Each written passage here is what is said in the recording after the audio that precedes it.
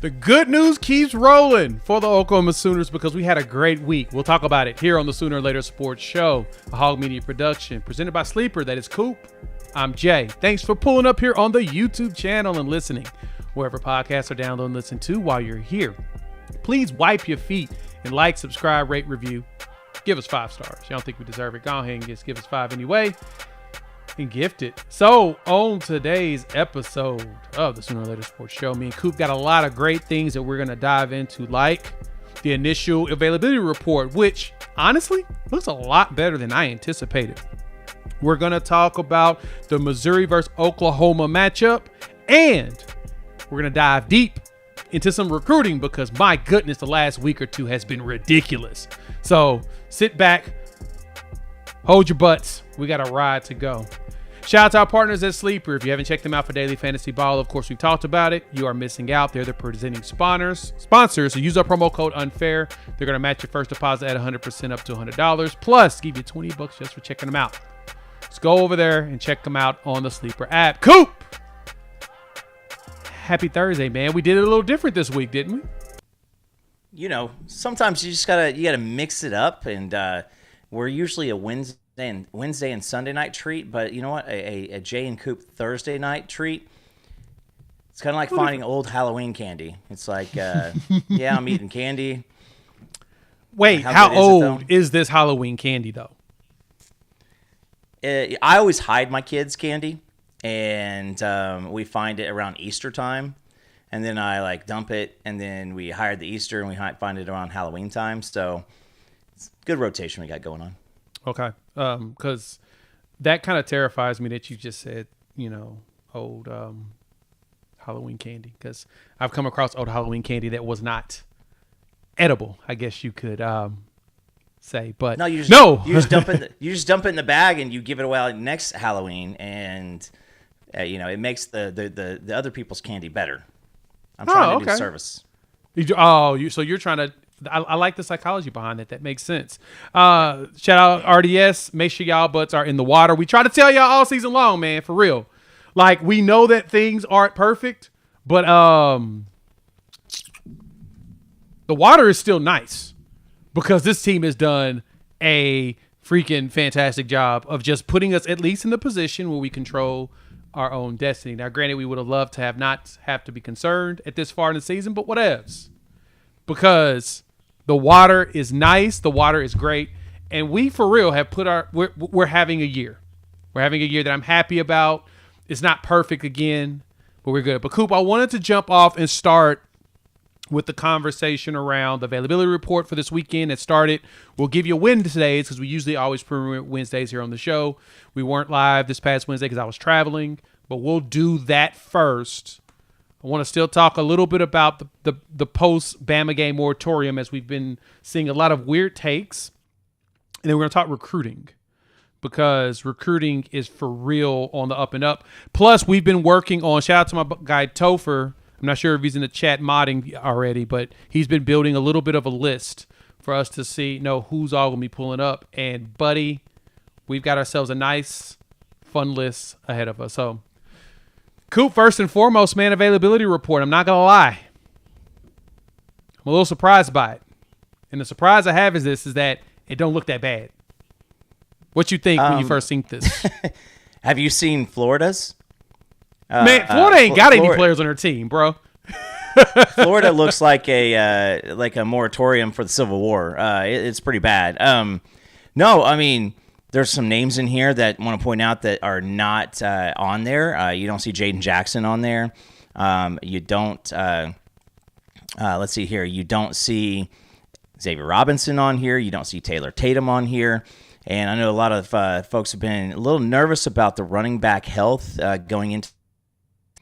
And I don't know what that was, but definitely looks like you got your three old heads from the offensive line, which have been out all year. So that is what it is. But you got the questionable. I bet we see a little sliding and some more bold letters this week tonight. Probably see Javonte back at the doubtful. If not tonight, then tomorrow night. But you can't be too sad about this one. especially in No. week 11. Yeah, I think what's crazy on here is that you don't have X-Rob, you don't have Tory Blaylock on here. Now, let me say it this way for you all. Them not being on here does not mean they're not dinged up. It just means that they're playing in the game, regardless of their dings or not. Javante's dealing with a ding. He had the hamstring thing in practice. I think he may have pulled it, and I think he's just still fighting through that. But I don't expect Barnes to play for the rest of the year. Taylor Tatum he's dinged up, but he's not in a. It doesn't sound like he's in a circumstance where he can't play. He's actually in a spot where he's dinged up, but he's still playable. So that's the thing to understand about these availability reports is they don't put every injury on there. Another example is if you have a player that's done for the season, they usually come on the sheet once and then they're not on again. They don't have to be. Yeah. We're one of the teams that always abides by that and puts everybody on there. But I digress. This is a lot better than I anticipated. You don't see Jaden Jackson on there, so we hope that this week things go good. Unfortunately, Gentry's back on, in which I think he dinged something up in practice before going against Bama. R. Mason, I don't expect to see him until maybe LSU, maybe for senior night. He may try to give it a go. I don't know. As long as we win, if we win these two, we'll see him playoffs. But yeah, this is probably one of the better looks. And then, of course, the three linemen, they're going to try to play later in the year. Like they would be eligible around LSU. But I don't expect it either. So we'll see what's going on. Yeah. And I mean, at this point, you mean there's some teams that are a little bit more, I guess, not as honest, I guess you would say, with this. But really, you're looking here like you'd love to have Gentry as available whenever he's healthy. You don't want him to go out there and play for 2 plays and then get taken off the field. You'd love to have R. Mason on there. But the other 4 we haven't seen in quite a long time. And so I know that some of those names on there on the left side on the out. I mean, have we seen Jake all year? Yes. I don't think so. They played at the beginning of the season. They did. Sexton, yes, yeah. I think Sexton did. Taylor did too. I believe both of them actually got some snaps. Let me go look and see when they got snaps. I'll pull it up on PFF real quick while we look at this. But I do believe both of them did see snaps and the first couple of games of the year. And for a guy like Jake Taylor, like that's a right tackle. You're going to have him behind Foje, Simmons, probably Baklenko. So, I mean, if he's not fully ready to go and fully healthy, I mean, he's might as well just leave him there, right? And I know that Troy would be our backup center probably as soon as he's available. But yeah, no, this gets me excited. Like I said, the Florida one looks like a chapter book, and that has a lot to do with your coach getting fired and rolling out. But this might be the shortest Oklahoma injury availability report we've seen in 2 years. It really is. And I'm actually happy that we've actually at that point. So Jake Taylor has not played this season. So I was 100% incorrect. Sexton played 6 snaps against Illinois State, and that's when he got hurt. Okay.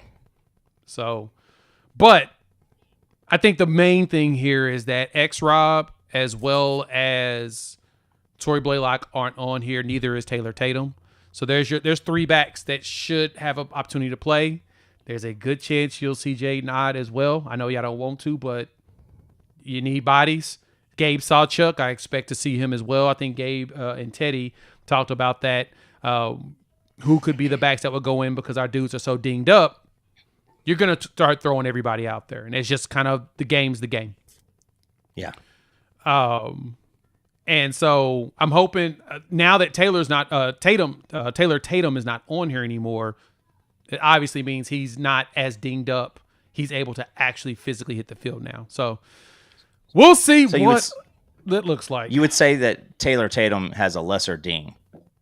Yeah. What you're telling me. I'll say his ding is lesser. His ding is at the point where he can actually hit the field. Pause. Very much pause.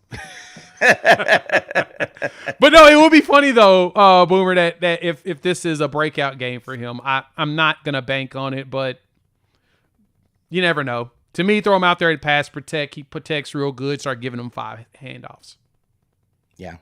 That kind of tells you exactly where the head is. If you're willing to go out there and block, because this is one thing about Missouri, and we'll talk about them going forward. I've listened to a few previews. Is Missouri likes to isolate your running backs with their linebackers, and they blitz like crazy with their linebackers and their safeties when they can isolate the running back. So running back ability to block is going to be critical in this game because that's how they play the game. So I do like that. Again, this looks very favorable for us. So we'll see what it looks like tonight at the 7:10 mark. We should be live for that to be able to talk through it because we got a lot of recruiting to talk about because it's been a massive influx of predictions and commitments out of nowhere. Players I wasn't even prepared to even talk about. I mean, a prediction came, but 27 is shaping out to be an insane class for Oklahoma. Before we get to the recruiting side, though, I still want to go back to this Bama game real quick. Thank y'all for pulling up. Hit the like button if you're new to the channel. Subscribe, rate, review. Give us 5 stars. Coop, it's been funny seeing the response to Oklahoma winning that game. I think that's probably one of the funniest parts about all of this is that so many people are like, Bama lost this game. Oklahoma didn't really win it. They gave it to Oklahoma, blah, blah, blah. And I recall you making a statement about this game. I don't know if you remember, but this game wasn't as cut and dry as people believed it is when it comes to Alabama just winning it. Not sure people realize this, but if you go into the third quarter, after they scored their touchdown, what's that with 7 minutes left in the third quarter? Did you know Alabama did not pass the 50-yard line after that for the rest of the game? Yes. And again, as a fan, your number one, I guess, goal for yourself is to say it wasn't as bad as it seemed, right? So You're going to go in that way.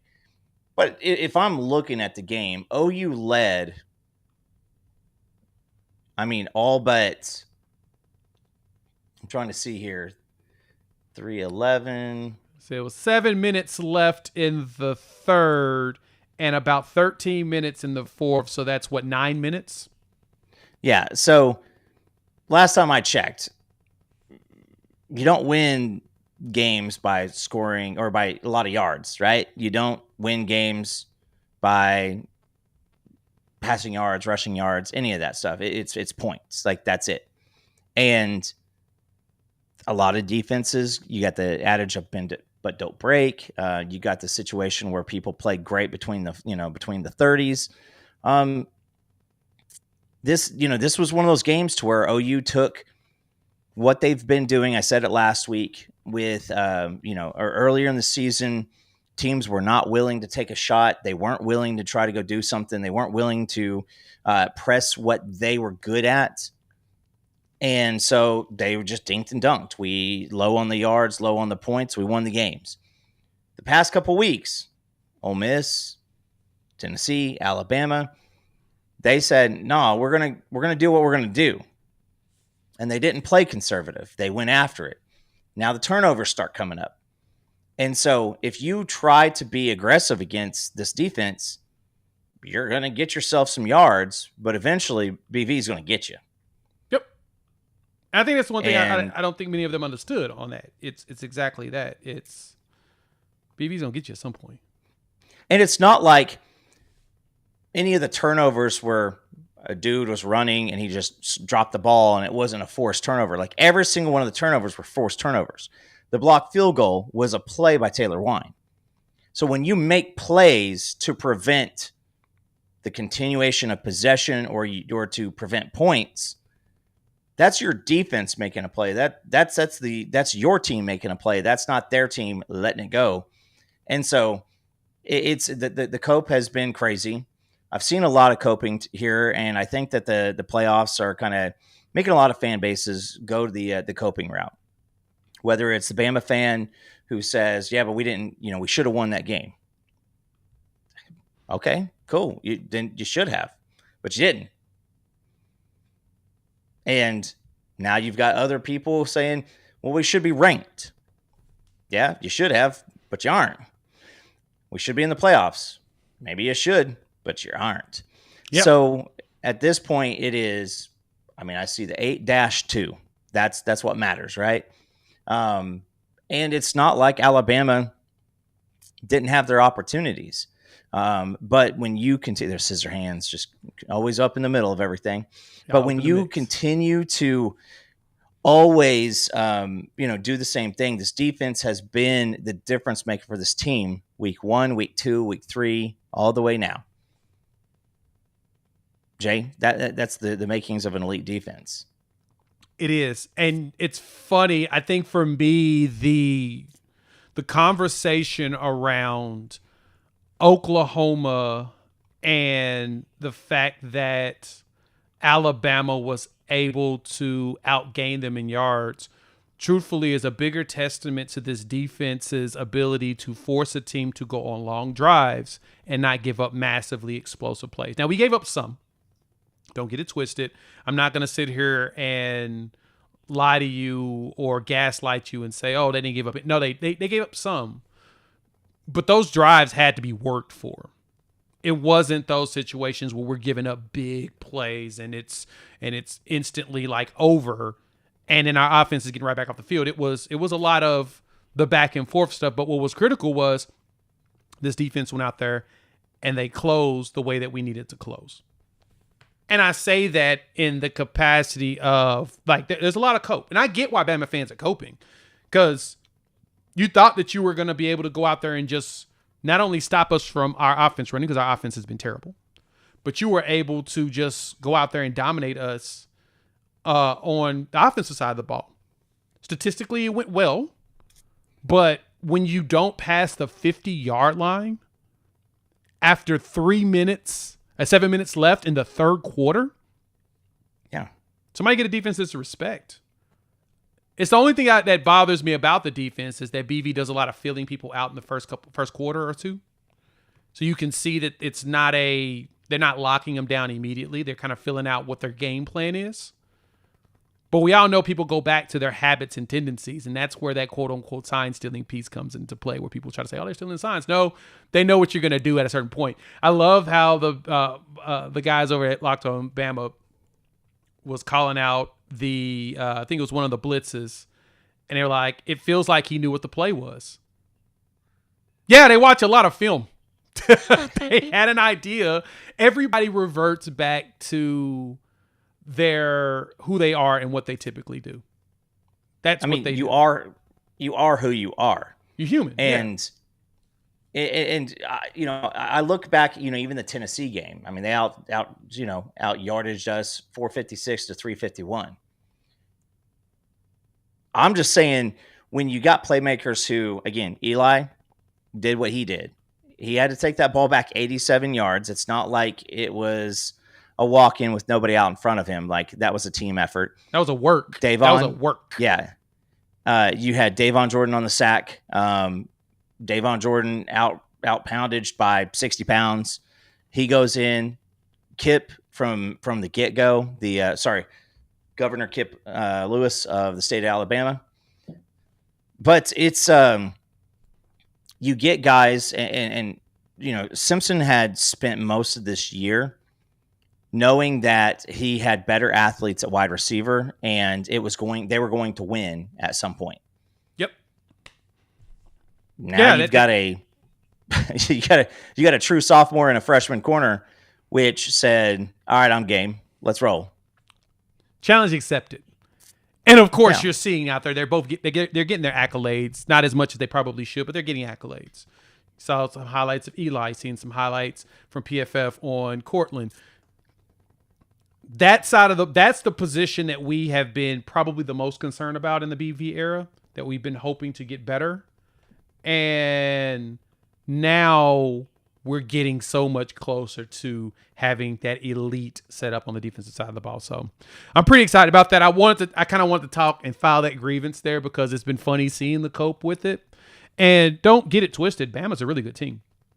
When they're on, they're on. I just felt like they hit a wall of a defense that was truthfully prepared to slow them down or stop them. Like you're not that Alabama offensively this year with Ryan Grubb as well as Kalen DeBoer running that offense.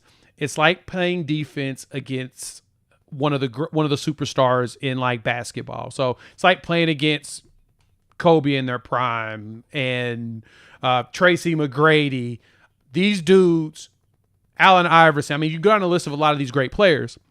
Not saying this is all-time great offense, but my point is, when going up against players that good, T-Mac, Kobe, you're never going to stop them from scoring. Your job is to make it as difficult as possible to get the points they get and take advantage of the misses. Like you want them to go 8 for 28. You want them to go 7 for 19. Numbers that way you have 12 rebounds or 14 rebounds or 16 rebounds to get your team extra possessions. You can't stop them from making, 7 to 10 buckets, but you can make them do it over 30 shots, which is not good or efficient. But like I said, they're still going to finish. Like I always crack when people say certain players are finished. Oh, they finished with 35. How many shots they shoot? They had to do it in 40 shots, 45 shots. It's kind of a win for most defenses.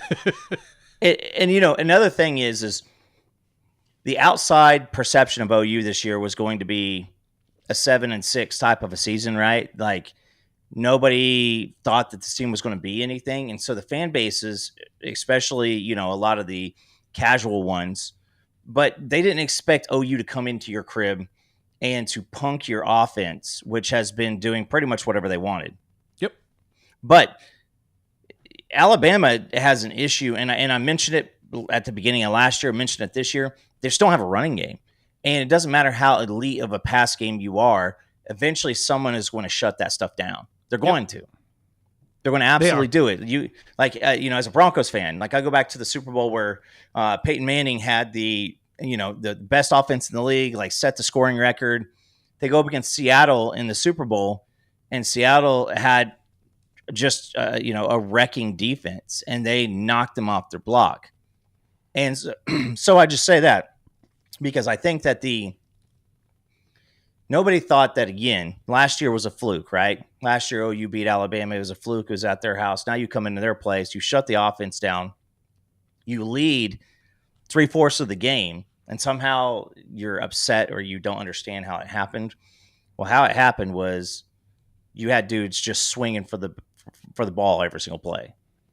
Yeah, exactly. So Oklahoma has a good opportunity this weekend to try to, I guess you could say, bounce that back because, we kind of need to take a little bit of the pressure off of our defense. And I think they will. So, but of course, one of the best parts about winning games, going the record that we have, Coop, the best thing about that is recruiting starts to show up. Look at some of these recruits. I got a long list of them. Shout out to our people over there, our people over there at the Covered Wagon Recruiting. They've got all these players listed out for us. We're going to start scrolling through them from the last week or so. First, though, shout out to the partners over there at Sleeper. If you can check them out for Daily Fantasy Ball, of course, you are missing out. They got some of the best odds and options out there. And if you use our promo code UNFAIR, they're going to match your first deposit 100% up to $100. And they're just going to give you $20 just for signing up. So, whenever we look at some of the picks here this weekend, we can look at some college football. They've got NBA, of course. They've got NFL. The good thing is you can filter all of it down quickly here, so we can go right here to the SEC. 4 games over the weekend that they're going to look at, of course, us versus Missouri. They're going to have, let me see, John Mateer at 223 yards. I'm going to take the more just because I think it's fun. And I think we should can we hold Hardy to no touchdown? It's going to be a tough one. I'm going to say less just because I'm feeling froggy. X-Rob should get himself a touchdown. And I think Kevin Coleman should get some yards at receiving because they'll probably get about 30-something from a couple of their receivers just because we'll let them have a few yards here or there on the underneath. And I want Satania to finally get another touchdown because we need one. So pick 2 or more players, pick more or less on the stats, and you're hooked up. So check them out. Use our promo code UNFAIR. They're going to give you $20 just for checking them out. Plus, they'll match your first deposit 100% up to $100. Terms and conditions apply. See Sleepers Terms of Use for details. Thank y'all for pulling up. Hit the like button if you are new to the channel. Subscribe, rate, review. Gives 5 stars. Coop, recruiting has been lovely over the last 2 weeks. It's like every time I look up, there's another player that is getting a crystal ball here. So, of course, we came in here and you get the commitment from Jackson Stokes. We talked about him on the 7th. And then you started to see it for this guy, Taven Epps out in California. So I guess the first thing we got to do is give a shout out to Stacey Ford, Director of Recruiting, Player Personnel. Stacey is just that dude is killing it. I say, adjacent friend to the program. We need to get Stacey on at some point and just talk about stuff because you see a lot of the 27 guys, are from Cali. OU's always done a really good job in California. Guys like Tony Jefferson, always done really good in Florida, as well as, obviously Texas and Oklahoma. But you saw it as soon as the Bama game was over. Fools were FaceTiming. They were FaceTiming recruits from the Alabama sideline after the game. Tell me that they ain't all in on this. Wild to me that they were able that's what they were doing. Wild. I mean, that's just wild. They on the sidelines after the dub, they out there just, hey, y'all trying to come out here? Y'all trying to be part of this, part of what we're doing? And you can tell the players love playing for the staff, and that really helps with recruiting as well. And so Taven Epps, 4-star out of what's that, Tustin, California. You start to get a whole bunch of drops. And for the uninitiated, he was a Texas commit. Yes, he was. The Longhorns had him committed. And so then we've starting to see our guy, Messiah Mickens, the running back out of Harrisburg, Pennsylvania, decommitted from Penn State. And now he has opened himself up for the opportunity to play a few places. Yeah, he's down to Ole Miss, Illinois, or Indiana, and Oklahoma. Still kind of blows my mind. But when you look at some of the names on who's predicting, typically if it's a guy out of region and somebody in their region drops the crystal ball, like no offense to a guy like a Brandon Drum, but if Brandon Drum predicts a guy out of Virginia, like grain of salt. But then if an analyst that covers the Virginia area drops it, then that's when you start going. And then also Wilt Fong, Gorney, the Sam Spiegelman, those guys are the ones that that's what they're hearing, and they're hearing multiple stories in order to create their prediction.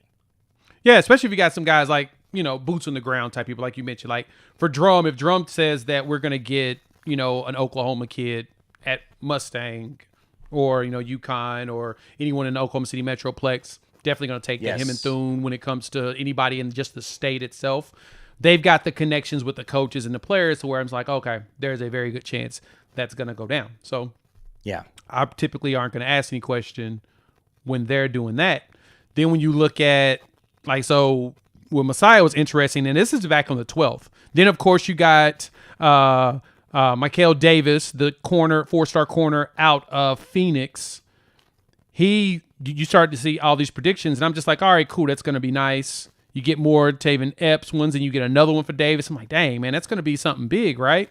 Then that boy decides to commit. I was not prepared for this. I was traveling, and I look up. I'm like, wait, what?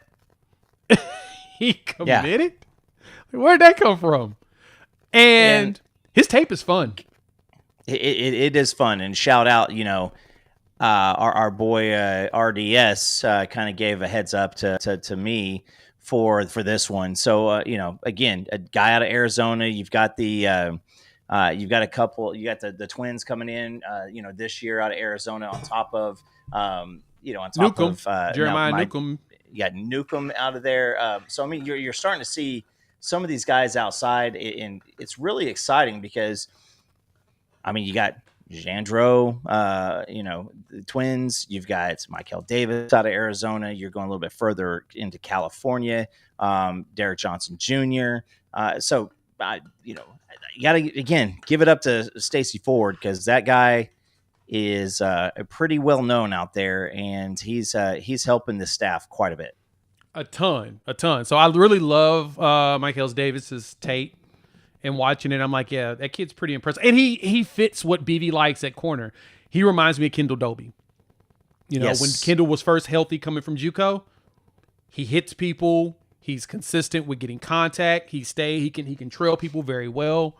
But the biggest thing is that contact is not something he fears. It's kind of like Cortland Guillory, right? Like you're starting to see a trend of the type of dudes they're recruiting, regardless of star status.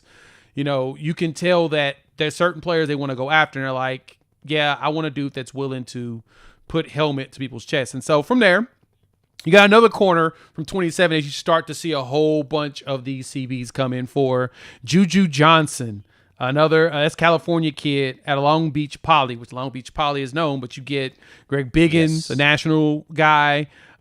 Same thing with Adam Gorney.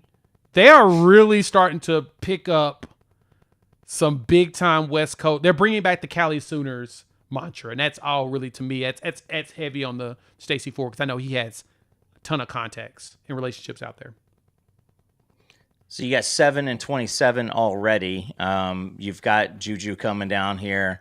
Epps is, right around the corner. But again, this is another 5'10", 160 guy. Typically when you have any of these players coming in at this point, you've got not only Jim Nagy, you got Stacey Ford. They're going to bring up everything to Coach Fly, and then Jay's going to get a look at it, and he says, yeah, I can work with that. Yep. And so once you got the recruiting team out there working, the front office working, you've got the buy-in from the coaches. Jay, we saw this when Lincoln Riley's offenses were rocking, right? You could go out and get somebody elite from anywhere. You like a Jaden Hazelwood out of, interior Georgia. You have now started seeing this start coming through for the defense side of the ball, because, last year you saw a really good defense. This year you're seeing one of the nation's best defenses, and that phone starts ringing. You got a lot of stuff to kind of to pitch to these kids. I mean, next year you're going in. Oklahoma's probably, regardless of how the season ends up, Oklahoma's probably going to be preseason top 5 going into next year. And people are going to, people are seeing the proof of concept. It wasn't just like, oh yeah, we're kind of good last year. You lose Danny, you lose Billy. Now the defense is better. All right, so that'll play. Plus, Jay, freshman out on the field making plays. Freshman out there on the field, and that gets these kids' attention. I don't think people understand truly how big of a deal it is when true freshmen play and recruits see it. Like, you got multiple freshmen getting some sort of time on the field, and their mind is, oh, so you're telling me if I'm good enough, I'm going to get a chance to play. Like, you will let me go out there and play. That's what you want. You want them in the mindset of, I want an opportunity to play as a young player. Let me get that. Then you got, of course, you add in there, we get another prediction. What was that, yesterday on Messiah Mickens, and that's when he put out there that he is going to, and that's a 26, so another running back to add with DeSephon Walker. You're going to probably revamp that running back room up, add some more young backs. There's another one right there. Jaden Pettit is one that just gets me excited. The wide receiver that he shot up a lot up the charts. Yeah. 6'4" wide receiver out of Florida. And he's like a top, I think 247 now has him as like top 100. Rivals hasn't moved him up fully yet. I expect him to be a top 100 player for them, but he's a top 200 consensus composite 4-star player. That's massive for what Oklahoma is trying to achieve. And He'll be one of those that'll come in and say, I'm going to take somebody's spot. Nobody has owned it yet. I'm going to walk in. I'm going to learn the playbook, and I'm going to take over. That's beautiful right there. And another thing I want to point out too, Jay, none of these kids, it's not like we're battling Sam Houston State and UNLV and stuff like that. Like every single one of these guys we've gone over, they've got offers from Alabama, Ole Miss, Ohio State, Penn State, USC. Every single one of these guys have legit offer sheets. And like a Jaden Pettit, dude has shot up. And this is almost a 200-pound, 6'4" body. So he's got a college body ready to come in right away. Not coming in at 6'4", $175, and you're hoping that you got to get some LBs on him. Like this is a dude who can come in and probably mix it up, like you said, and try to go take someone's job. And the let's go ahead and say it. The competitive depth is definitely needed when it comes to offensive receiver because we don't see a lot of guys rotating in and out. Not right now. I think as they get everybody in on the playbook and in depth on the playbook, you'll start seeing more of that. But yeah, there's some complexities to go with that. And so more juju, of course, populates. Then you get this one from Sam Spiegelman, which was pretty fascinating. Markel Ford, 6-foot safety out of Lancaster, Texas, Mesquite, I think Horn High. This kid's good.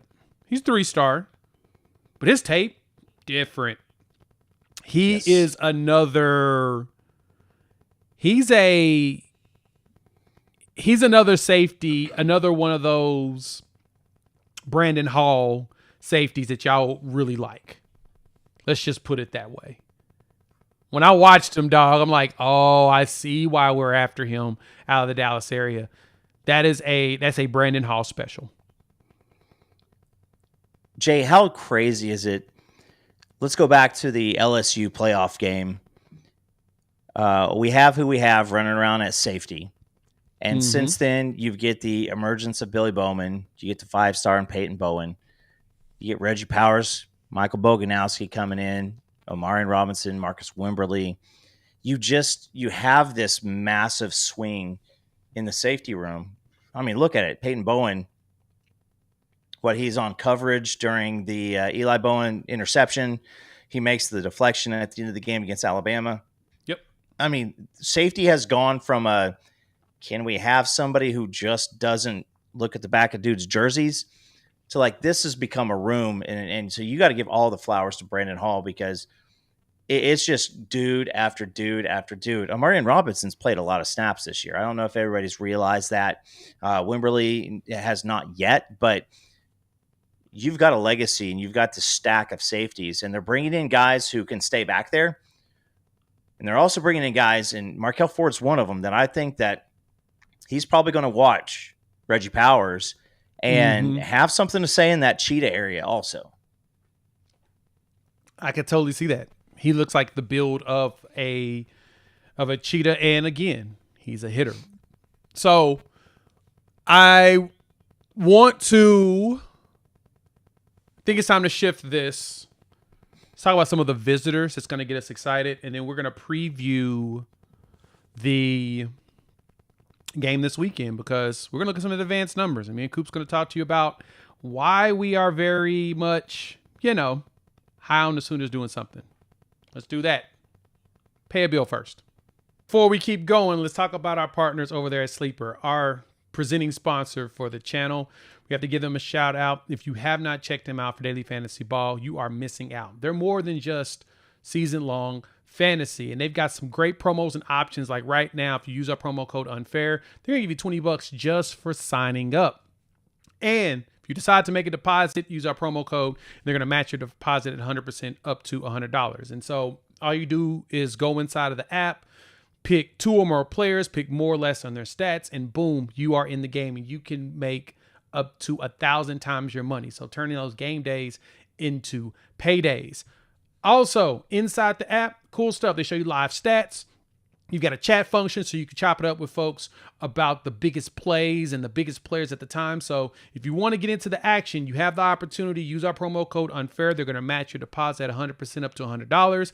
And new users, $20 just for signing up. No deposit is needed, so doesn't hurt to try. Terms and conditions apply. See Sleeper's terms of use for details. Thank y'all for pulling up. Hit the like button. New to the channel, subscribe, rate, review, give us 5 stars. Of course, got to pay these bills around here because we love our presenting sponsor in Sleeper. Coop. Visitors, the line is getting nice. There's a couple of visitors that have popped up on the sheet. Let me go pull it up out of the Discord. If you haven't checked out the Discord and hung out with us, look in the description. There's a link that you can join the family and hang out with us. There's a lot of 7s, 28s. So you got a lot of players that, it's going to take some time before you really jump in, But I think there's 127, though, that jumped out to me that got me a little bit more excited than I probably should be excited about. But it's this legacy right here. Yes. It is the kiddo of Eric Moore, former OU quarterback, son Trey Moore, pulling up to check out Oklahoma football. Coop, when you saw that, how'd you feel? I mean, first of all, Eric Moore, like going back to that era, like it also was not a great offense. But it continues to blow my mind. I see so many different athletes that I've grown up, loving and watching, whether it's basketball or football, baseball, Vlad Guerrero Jr. You've got, let's see, Carlos Boozer's kid is like projected to be a top 5 pick in the NBA draft, coming up here this year. Like, I don't feel like it was that long ago when I'm watching these guys. But this brought back memories. Used to work at the radio station, running the commercials, giving the time and temperature during breaks for the local breaks. And but yeah, I mean, this is one that I'm very, very excited about, and I got to think that he's being pushed by a lot of dudes, a lot of programs, and but when you grew up here and now it's his chance to be part of the OU name. Obviously, when Eric committed to OU, he didn't know the struggles they were going to go through.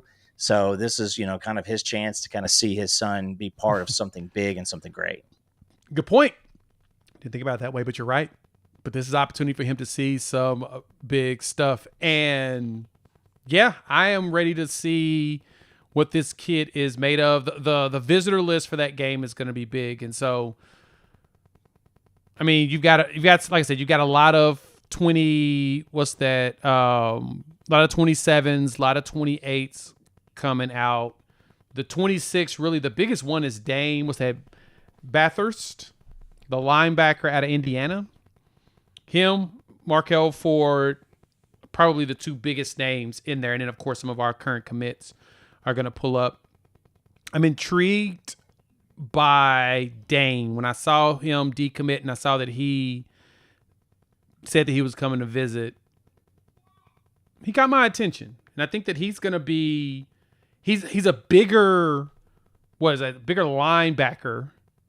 He looks like an edge. He plays a little bit of edge. He's listed as an edge on 247. Linebacker on 247, edge on 3 rivals. So I really don't know which one he's going to actually be, but kind of reminds me of a Kobe McKenzie style of linebacker, a little bit of a bigger dude. Mm-hmm. Obviously, how can you drop into coverage? Because whether you're at linebacker or whether you're a defensive end in BV's defense, you're going to do both. I mean, I see a lot of times where PJ is dropping out, on his own blitz. And so, but again, he's a guy that I think that the staff really, really wants. I know that we've been a little thin in the linebacker recruiting over the past couple of years. So you want guys who can come in and probably take some of the leaps that you need them to take because, it's not 100% given. What's Kip going to do at the end of the year? Is he going to go press the draft? Is he going to come back? I think we lose Kobe. I think that's a given. Yeah. Sammy O, he's going to be back. So you need some linebackers to come start filling in the voids. You do.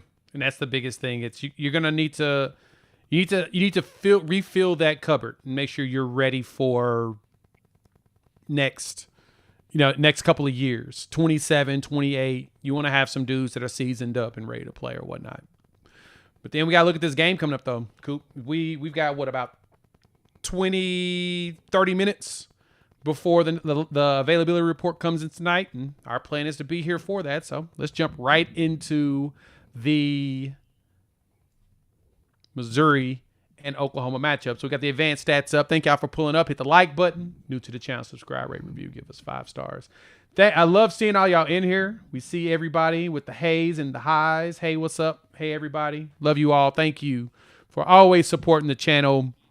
We're seeing lots of growth, and we're just about 100 under 20,000 subs. So tell a friend, tell a foe, hit the sub button, and join the family. If you haven't subbed and you're watching us on a regular basis, what are you doing? We're trying to keep this bad boy purely free, besides the ads that we get from our sponsors. Hit that. Go ahead and sub. Help the people out.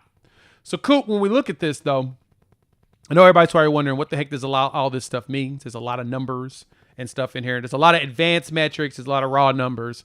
And I think what jumped out to me, shout out to our guy, Stats by Popo. That'll be his name forever. I'm not gonna change from that. But when I look at the numbers in this game, though, Coop, Missouri does not have a bad defense. Like, their defense is actually solid. They're one of the top defenses in the conference. Like, when you look at the comparison numbers here, they're not us, but they're good. They're a top 30 defense in college football easily. So we're going to have to work for any and everything we do on the offensive side of the ball. But I saw this great question that popped up in here, which I love. And I've been starring some of these, and I kind of rolled by it, and let me go pull it real quick. What's your thoughts on Jaren Kanak running some running back? I mean, I would like to not have it be a scenario that we had to do. You know, how many years ago was it? I think we went up to Iowa State on a Thursday or Friday night game. I think it was a Joe Mixon year. Joe got suspended for, I think, getting grumpy about a parking ticket. Not that Joe ever got himself in any other trouble, but we ran. We ran one of the fullbacks as the lead runner that week. I mean, I would like to see, obviously, Rob and Torrey get out there and go do their job. But, you know, at this point of the year, people are banged up. You're kind of in a, what do we do? How do we stretch out the health of these guys going into the last 2 weeks at home? Potential playoff options after that, because you got to win these next 2 games if you want to have that other conversation. So if you bring a Jaren Kanak in, I'm okay if he goes in the backfield, lines up as a lead blocker a few times, and then, you know, gets a couple carries on the outskirt, run a little, wide zone action on them, outside zone. But I would like to avoid it if we could, but you put something on film and people always got to be paying attention to it.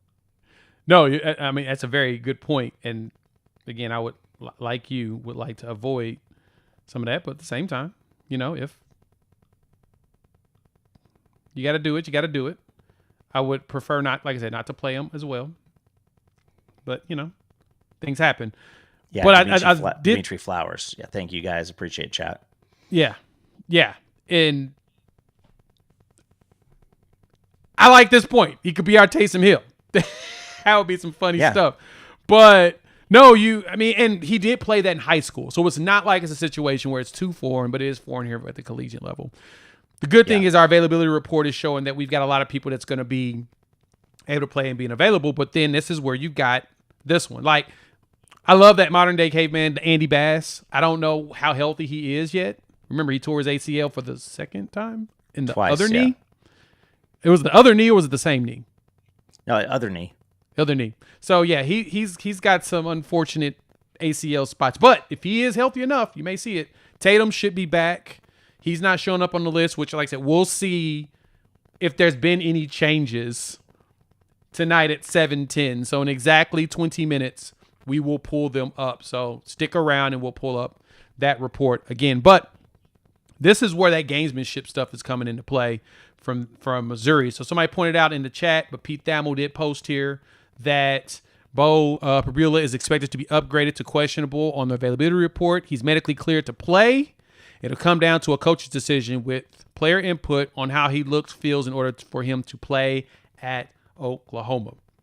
This is funny to me because it's 100% gamesmanship. Do you want a dude that is coming off of a pretty gross ankle injury First game to be against one of the better front sevens in college football. If only we had a game to where we could look back at a dude being gone for a couple weeks and coming in against a tough defense to really determine if it'd be a good idea or not. If only there was an example. If only there was one example, Coop. Listen, like his maneuverability in the pocket is a big piece of who he is. That's a big piece of his game, Jay. And so if you take that away, I mean, it's not like dude was out here slinging 300-yard passing games, week in and week out. Is he older? Sure. I mean, but he's got similar starting experience to Zellers at this point. I mean, just by a few games, because he wasn't playing at Penn State last year. And so has he been in the system for a little bit longer? Sure. But I don't understand it. Like if Bo had been the starter last year at Missouri and, been tossing for 280, a game, like I'd understand this, but he's a scrambling guy. Like that's the thing that he needs to do. So yeah, 100% gamesmanship. I don't know why you do this, because if you're going to leave it all on the field or whatever, sure, but are you really going to? I mean, because there's one sack, and that ankle gets twisted again, and now, I mean, you don't have him for the spring. I mean, it's going to be a while. Yeah, you don't want him to be gone, especially if he's going to be back next season, wherever Drink is coaching at. He's most likely going to play there. So, yeah, I'm saying that because we don't know where the heck this man's going to be. There's a very good chance this dude could show up as one of the coach of one of these openings here in the SEC. There's 3 jobs open right now, and then Missouri's going to be open. There's a very good chance, and that's exactly it. It'll probably be like Mateer versus Texas. The bigger difference is that he's only got the ankle, and he has to run, and planting to throw is going to be painful. So I know that he's cleared. He's medically cleared. It's going to be the question is, what does he look like in real life scenarios? So. And it's 100% gamesmanship, because you got to go back to the player mentality portion of this, Jay, because if you have a situation where Zellers has not, it's not like Zellers has been going out there and then just looked like cheeks. He's been okay.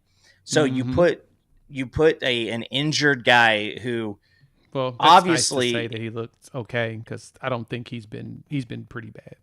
I mean, he's a freshman, right? And he's gone against some decent teams here recently prior to Mississippi State, and they didn't even need him in that game. Now, they could have played Eli Drinkwitz at quarterback, and it'd have been the same outcome. Played me at quarterback, and we've been just fine. But I'm just saying, like, when you've got a situation like that, where if I'm Zellers and you're bringing this dude back who may be iffy, that there's one. I mean, your confidence takes a hit, and then you're playing out of like a different mindset. If dude gets dropped out of the game, now you got to come in, because it's like, all right, we need you. He wasn't really ready, and you're like, okay, well thanks for taking my snaps away this week. Right. So I think it's 100% gamesmanship, because I just don't see him playing. It almost reminds me of I don't even remember what year it was, because Mason Rudolph's been in the league for so long, but there was a game against Oklahoma State at the end of the season. Mason Rudolph had an ankle. He was out all week, and then like Saturday, he's going to play. Yep. He comes in, and I'm pretty sure we held them under 10 points. And I think it was an I absolute do remember rout. It was an absolute rout. Dude was sailing passes into the second row. Like, it just wasn't it. And you're going to Norman. It'd be different if it's like, hey, we're going to try to let him gut it out. So, again, I think it's 100% gamesmanship. Eli Drinkwitz just doing nerdy Eli Drinkwitz stuff. It's pure gamesmanship. Like I said, I get it. I totally get it. That's kind of the... Glad we'd never do that. Never. No clue what that is. Like, that's not something we'd ever do ourselves. But, yeah, that's exactly what we're getting out of this, is purified gamesmanship. But, so... Our defense versus their I mean, of course, the most important thing here is Ahmad Hardy's got to be stopped. Their offense, they have 2,400 rushing yards this season. Not just Ahmad Hardy. No, their running game, their entire running back room and run game in general is just absurdly talented. It's good. Hardy has 1,300 yards rushing so far. Jamal Roberts is 583. Then, of course, Bo Pribula is one of the running backs because he was a runner at 200-something yards. Same thing with Marquise Davis is another running back. So you've got 4 players with at least 200 yards rushing, but mainly Jamal Roberts at 500 and Ahmad Hardy at 1,300. Remember, Ahmad Hardy ran for 300 yards last week against the Mississippi State. The number 16 rushing defense out of 16 teams in the SEC. I mean, isn't that because of Hardy himself? Didn't he help create that scenario? If they were 15 before, that's about the ceiling of where they were. Right. But yeah. I mean, it is. You got to stop Hardy. Hardy reminds me of Ramondre Stevenson. Like that's who he reminds me of from OU times. Like a dude who, if you give him a cut, they're a big outside zone team. They run it really, really well. How you beat outside zone is penetration. Just like the old school days with the Texas Tech air raid. How do you beat that with these quick throws? Interior line penetration. Yep. It's a lot of penetration for one's ends. But that's how you stop that is you got to get in, you got to disrupt, because if you get out in front, and we've seen David Stone do this in several games. So I'm doing it against Michigan. So I'm doing it a couple times versus Alabama. You get in there and all of a sudden David Stone is supposed to be getting picked up by a pulling tackle. Mm-hmm. And instead he's in front of the tackle running. Those things don't work out. Ahmad Hardy, I think he had 58 yards against Auburn, had 52 yards against Alabama. Alabama's the 14th rushing defense in the SEC. It's still Alabama. They got athletes, some of it's scheme-wise, but there are a lot of games where at Texas A&M, I think he had just over 100, but I think most of it came when the game was already over. So he has been stopped several times. He has been slowed down, and I think that the entire game, this is the open, shut, closed book. If you let Ahmad Hardy get started, it's going to be hard to stop. Extremely hard to stop. And that's just because they're talented. Yeah. Yeah, once they get going, man, it's well, it's going to get hard. I think I was listening. I actually fell asleep. Sorry, Gabe. Sorry, Teddy. But I was listening to them, and they were bringing it up to the fact that like what makes that outside zone so difficult for them is the fact that if you guess right or wrong, it could be the difference between a big play one way or the other. And so you got to play assignment sound. Your defensive ends got to, they got to keep the lanes. Your run fits have got to be good. You've got to fight through some stuff. The gist of this game is Missouri's number one strength on all phases of the ball matches the number one strength of our defense in all phases of the ball. And so you're coming in. I got to think that BV, whether it's Pribula or whether it's Zellers, he's not going to be worried about the corners. So he's going to think, all right, so I can leave those guys out on an island. And I've got my defensive line. I've got my linebackers. I probably have one, if not two safeties, maybe my cheetah available. Right. So you got to think that that's it. Now, where I can concern Jay is, does Drinkwitz watch some of the tape and see that tight end sneak play and maybe do a little play action where you're going run with Hardy, and then all of a sudden you pop one of those things where a tight end pops out. Now, Norfleet, really, really good tight end for Missouri, but he's been banged up quite a bit all year long too. Well, the problem you have with that, you got to have somebody to throw the ball. And I don't know about Zola being able to throw it against our defense. Now, here's the thing with that.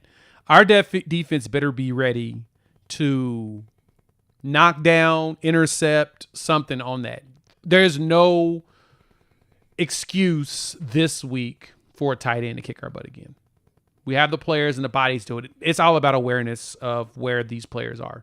If you understand where they're going, you got to make sure that you do a good job on that part. But it's going to be interesting because now 3 of the big plays to the tight end last week came from gimmick plays. Yes. One you have a quarterback trip and fall and a running back fall with them at the same time. That's still funny to me. I went back and rewatched that. I'm like, wow, I didn't catch that the running back fell with the quarterback at the same dang time. That is hilarious. Now, I think that the running back was the intentional, and I think that Ty Simpson actually did trip coming out of there. And it could have been hilarious because if he would have stumbled and fell down when that play was called, it would have looked like a touchdown celebration where they dropped a grenade. Like, because Jan Miller went down and he just like fell down. And then Ty Simpson, I think, actually did get stepped on and stumbled out. So, but again, we've shown a lot of teams that the tight end can hurt us out of certain situations. And Jay, it's been 2 weeks. You got some shenanigans between Ole Miss and Alabama. If Drinkwitz starts it, does BV have something where he has got that thing situated? Because some of those plays, it doesn't matter who the quarterback is. Some of those plays that tied in had nobody around him. So as long as you get the ball near him. But like I said, North Fleet has actually been pretty banged up all year long. He's going to be playing. He's going to be going, but he's still not 100%. Nope. And so the other thing that's going to be critical in this game is we've got to wrap up. You got to tackle. There's no hits in this game, no hit stick stuff. No. It's going to be tackle, tackle, tackle. If you're not tackling, you will not survive this game. Starring your questions, so keep them going. We'll probably do some questions right before we pull up the next report. But on top of that, offensive side for us, it's really going to be continue to build upon what you've been doing week over week. Keep building upon Mateer getting more confidence in either the thumb or the knee or whatever it is and throw the ball deep. You've got guys that are getting open. You saw some zip. That pass to Satania on the sideline where he broke the tackle of the defender, like that's the second time he's done that. Actually the fourth time he's done this season. The Michigan one is the one that comes to mind every time. He did that exact same thing, ran down and threw it to Satania up the sideline. This one breaks it, runs to the sideline, and just rocket right to Isaiah Satania. To me, that rocket pass he threw to Satania is the rocket pass he should have thrown to Giovanni Gibson in the end zone for the touchdown. Yeah. When he tucked and then pulled it back, if he would just threw it really hard right there, Giovanni's wide open. Hit him in the numbers. That's a touchdown. Prospector, I see your quote and I appreciate it. Yes. No, Jay, it is like, I will say that Missouri's defense has had some issues with Isaiah Satania type of receivers, fast guys, really, really good in the slot, really good in the open field. You got to think Keontae Lewis is probably 100% ready to go. Yep. I think he ran just a few snaps last week. I think he was in a one passing play, and I've heard more than one person, and obviously saw in the all 22. He's just kind of standing by himself out in the middle of nowhere, waiting for a football. And so I think that there's a lot of opportunity on offense, and I don't think it's a Ben Arbuckle thing. It's definitely not a wide receiver thing. It's definitely not an offensive line thing. It's a John Mateer feeling comfortable in himself thing. 100% all it is. Maybe coming back home, you don't have the ringing going on. I mean, hell, you go to Neyland, you go to Bryant-Denny. Those are two really, really tough places to play. Neyland's one of the worst places to play at night in the United States. Bryant-Denny, we just stopped the nation's longest home winning streak. So maybe coming back home, John says, you know what? I'm going to trust my teammates because throwing something to where Giovanni Gibson, can go up and make a play, throwing a ball and saying, Dion, Isaiah, like just get there, finding that comfort in Kanik and Satania, or Kanik and Keontae Lewis. Yep. Like he's going to have those options. And I think if you do have some banged up running backs, there's two ways that John Mateer can help that situation. Number one is with his legs. Take off if you got a good idea, go for it. But then also, let's let the ball flip a little bit. And I'd love to see that our offense start fast. I brought it up in our Discord that we one time this year we've scored with our first possession in the second half, but 4 of 10 times we have scored with the first possession of the first, of the game. And I think it's 4 touchdowns, 4 field goals. So you can go out and make them start chasing you on the scoreboard right away. And Missouri has had the propensity. They gave up 21 to Kansas in the first quarter. Yep. They gave up 10. I believe they gave up 10 in another game that they won in the first quarter. So you can get out there and do it. Don't let them settle in, because that defense, you let the defense settle in, and it gets a little bit tougher. It does. It's really tough, and that's the one thing you want to avoid. And it's funny when you think about the game. I've seen so many people say that they want us to get the ball first, go out and score, and then have them chase us. I want a defensive stop to start again. I want us to stop them on defense like we did Bama last week, and that will make me feel more comfortable. I want to see the defense actually be able to stop them. Win your possession. Score. Yeah. Win your possession. Because I mean, listen, we don't get to pick which side we get. That's going to be Missouri's choice, because they're the visitor. They're going to have the coin flip. If that's the case and we get it, and then that's going to be the team. If we come out on defense and you go 3 and out real quick, and if it shows that Ahmad Hardy is having any trouble getting any type of running room, all of a sudden, why are we here again? Like, what are we doing? Like, what's the point here? Just getting in and out of the game. This will be a fast game, and I think that the only thing that's going to extend this game is probably going to be TV timeouts. Yeah, because it's going to be a lot of running, a lot of clock going. Not very many enough completed passes to keep the clock going all the time. And so, yeah, for me too. And then on that last piece on the offense, there's a couple questions in here I wanted to answer. I think one player, as we're talking about, like Keontae Lewis going out there, you're going to have Giovanni Burks as well as Satania, Jermichael Carter, J-Mike. And actually, Arbuckle mentioned him during the presser. He talked about how J-Mike's been coming along, especially in practice, and how happy he has been with his play and how he's been coming along. He had a good catch against Bama, and I think that he's probably going to likely see two good ones. He's likely to see a lot more time. Actually, it was back-to-back catches. Now I think about it. It was. He had 3 total catches. 2 of them went back-to-back. Yeah, he's going to start seeing a lot more time, especially as I don't know if Giovanni's back to his comfort zone just yet, especially going deep. But I can see J-Mike on some deeper post. I need to see Mateer toss something deep again.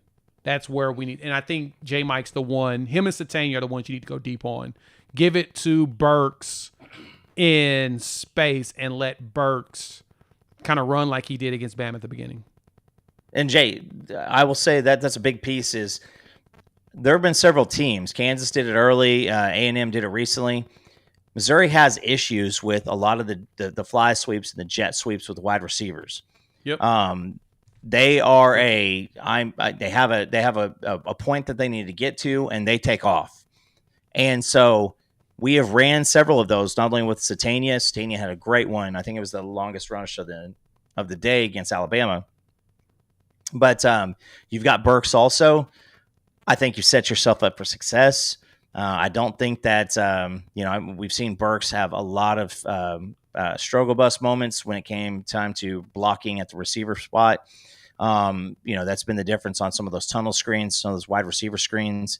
It's not been good when Burks has been out there blocking, and also Mateer's been pretty inaccurate when he's been throwing those things. So the whole game is, you want to force them into issues. You want to force them into tough situations. You want to force small errors here, there, everywhere when they're on offense. And on our offense, Mateer has to be crisp. Like when you have a back shoulder throw, you've got to throw to get a throw. When you've got a timed route, you've got to let it go on time. He made some comments earlier this week about just his ability to trust the offensive line. They scrambled out of the pocket. I always bring it up.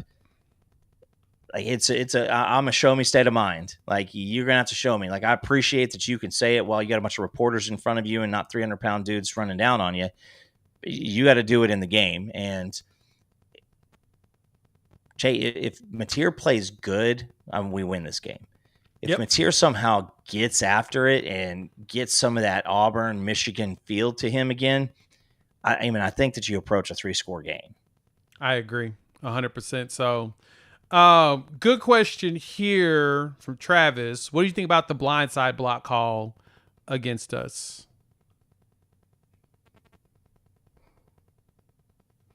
It was stinking. By the rules, it is what it is. I just feel like on a play from the line of scrimmage, not after an interception, not after a fumble return, but from a play from the line of scrimmage, if you are crashing down and somebody lights your top, that's on you. You got to keep your head on a swivel. I hated it. By the rule book, it was accurate. I mean, he hit him in his chest. I thought it was terrible, but it's whenever we do something good, we get hit with it. But like you said, it's one of those deals to where you're going to get a flag, but the coach ain't going to get after you. Yeah. No, it's a fair point. That's a very, very, very fair point. We got, is Green still at Mizzou? Yes. Yes, Caden Green is there waiting for us. And the availability report dropped. We add an additional player on the list. Heath Ozida is now doubtful for the game. Okay. Must have got hurt in practice. Kind of seems to be a trend. Why is it another damn offensive lineman? That's all. But it is. That's exactly what it is, man. I mean, I guess feel bad at for least Heath, man. He was playing. At least it's not a running back. Yes. At least it's not a running back. Silver lining. It wasn't a running back. So in this case, it appears that he's most likely not to play in this game, but that still leaves your starting lineup on the line. They're done practicing for the week. So unless somebody trips and falls, we're good.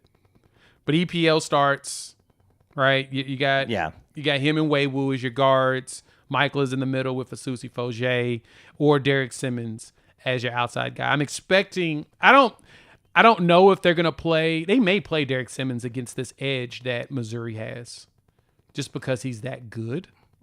Both of them are pretty good. I would say, I mean, it's almost like every single week you're getting one of these edges, defensive tackles, stuff like that. But Jay, I'm going to knock on wood here.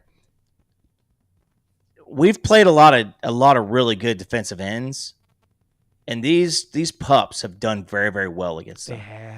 It was the Ole Miss game when we played the stout D tackles that it actually hurt us. That was the game where our interior got their ass whooped, and where you saw late in the game, EPL come in and kind of take over. So, as of right now, I'm okay with that. Whether or not Fogier kind of acts, I guess you would say Simmons is going to kind of be the backup right tackle, and Fogier is probably going to be the swing left guard because if something happens to EPL or something like that. But I mean, if EPL is one of the dudes that hurts people, so maybe he's going to Ole and trip him or something like that. But yeah, I think. Again, nobody else moves. On the Missouri side, was Pribula, he was doubtful, right? And now he's questionable? Yeah, he's moved from doubtful to questionable, and the expectation is that he'll be a game-time decision on. So as Pete Thamel has reported, he'll be a game-time decision on game day, and they'll try to decide if they're going to trot him out there. What is the weather? It's going to be about 64 degrees. And a little wet, right?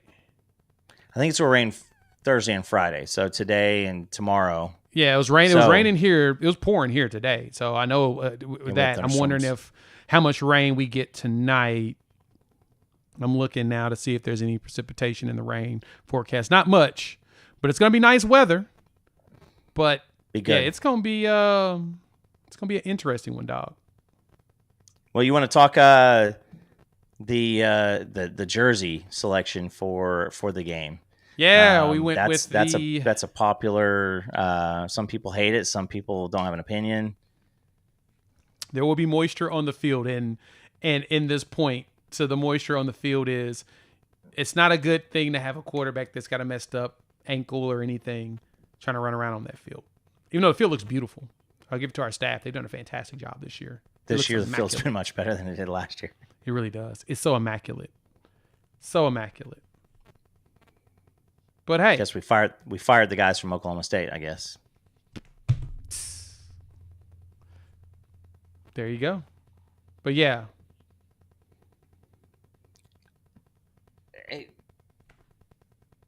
R. Mason, I mean, I'd love to have R. Mason back, guys, but this is a game to where I think PJ can, really do a lot. I would be surprised if there's more than 25 total dropbacks by the Missouri quarterback. And on top of that, none of those things are going to be deep drops. You're going to get a max 3-step drop. That's pretty much it. So R. Mason, the benefit, you would just have him out there not 100% making a lot of tackles on runs. I'd rather Marvin Jones Jr. I'd rather Adebawara be out there. PJ, that's he's shown that he is an actual asset when it comes time to the run block. And then Taylor Wine, maybe he just gets us that one play again to really light somebody up, and then we can get a defensive score. That'd be nice. We kind of need that. We're gonna need that. And Jonathan says he hates all the jerseys without names. I can understand that. Because it was, it was so weird. Even though this has been their tradition since forever, going to the Bama game and no names on jerseys. So weird. It never gets weird. It's never weird. Penn State, watching them on TV, is like, wait, they don't know names. It's USC. what they do. Yeah. It's just odd. We're not used to it. Yeah. I don't know, but I don't mind it when it comes to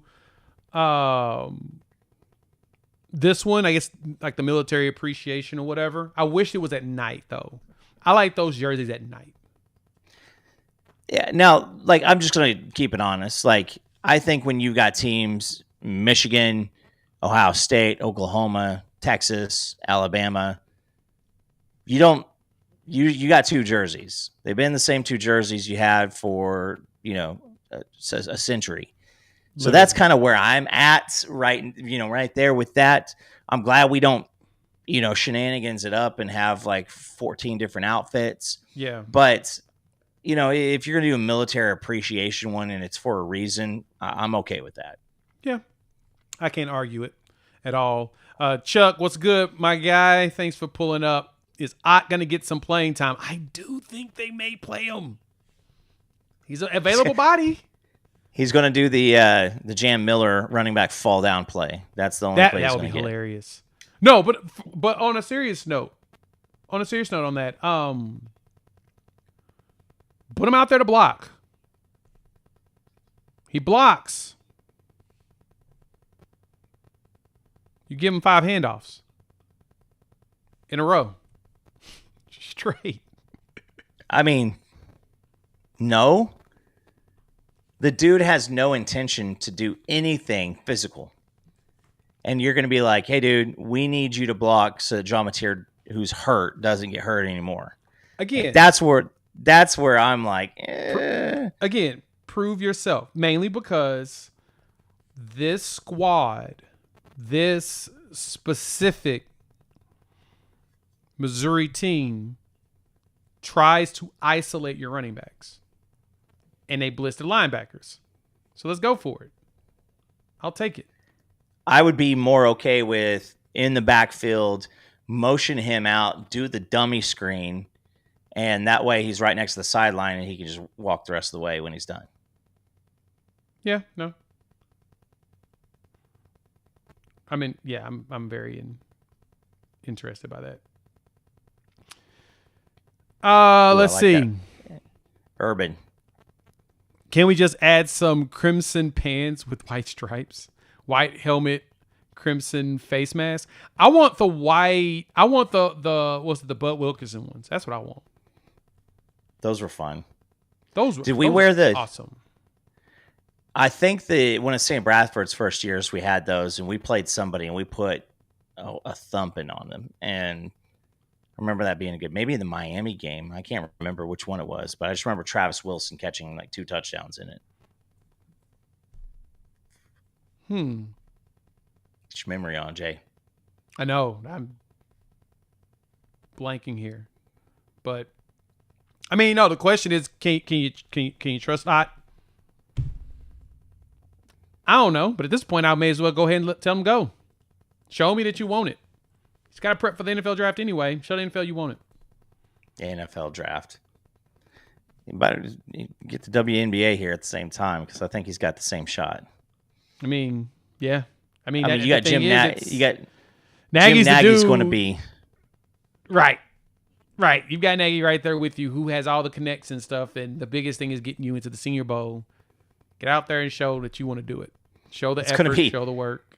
Compete. Hey, Jim, we're kind of interested in Jay Knott. What do you have to say about him? Nagy's response is going to be, who? And they'll be like, all right, thanks, Jim. Yep. That's it. All right, Jay, last one here. Who do you think is in chat, let us know here. Who's going to be your leading rusher, leading receiver for OU? In this game? Mm-hmm. Rusher,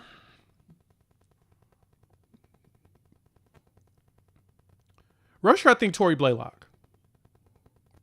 I think he finds some holes, and I think with playing both, I think he barely squeaks out a little bit more than X-Rob.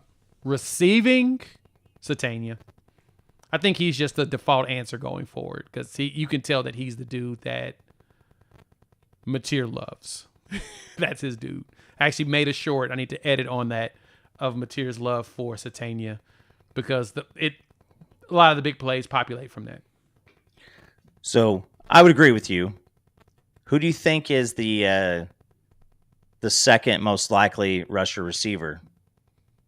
Because I think second most likely, probably Carter at receiving.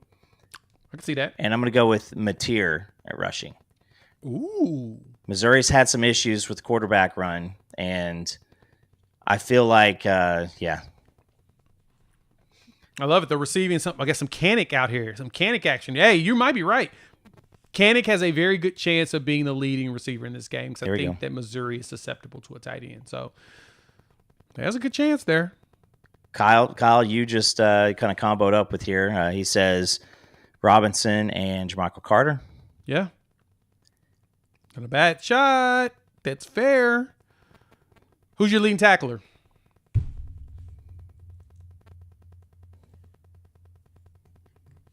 I know. See, I'm going to say Reggie Powers. Ooh. All of the we rotate so many, but the question is what position is going to have to do the most work on this run game because we know they're going to run it like crazy. I'm gonna give it to Kip. I think Kip's gonna once again be the leader. I think Kip's gonna be Kip too. Dude. I'm thinking Kip's gonna be your leading tackler.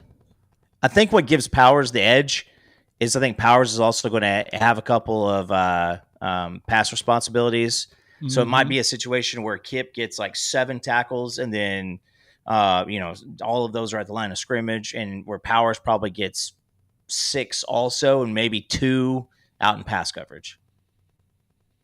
Oh, I'd love to see Stone. I love to see Stone just throw up like a 6. It's his birthday today. Everybody go to the Twitter app and X app or whatever we call it. Wish Stoney a happy birthday. Yeah. Get him a win and the leading tackler for the game for his birthday. Go for it. All right. Who gets the most tackles for loss?